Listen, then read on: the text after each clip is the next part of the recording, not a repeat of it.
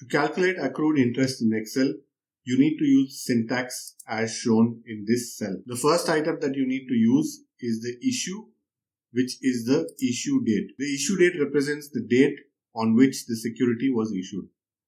The second item you need to use is first interest. First interest means it is the security's first interest date. The next thing is settlement. Settlement is settlement date. And settlement date means it is the last date on which you own that security. The next parameter is rate, and rate is the interest rate per annum. Par is the par value of the security. In this example, it is 100,000. Basis is the type of day count to use, which means you can either use the actual dates as per the calendar, or you can take a fixed 30-day per month calendar, as well as you have the option to choose whether it's a 360 days per year or 365 days per year. And last but not least, calc method is the way to calculate the total accrued interest. And you can use 1 if you want to calculate the interest from issue date to settlement date, or you can use 0 if you want to calculate the interest from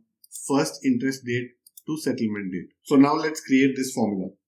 Type equal to accrued interest, issue date will be this, first interest rate, settlement rate, par, and we can choose a frequency for the premium, let's say annual.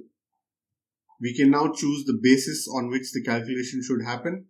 Let's go ahead and say actual, and we can use the calculation method, which we can also go with 1. Close the bracket, and that is your accrued interest. Now click here to watch my video on the count tutorials, and click here if you want to learn about the if formula. If you found this video helpful, as I said, please don't forget to hit the like button. That really helps me out a lot. I'll catch you in the next one. Take care.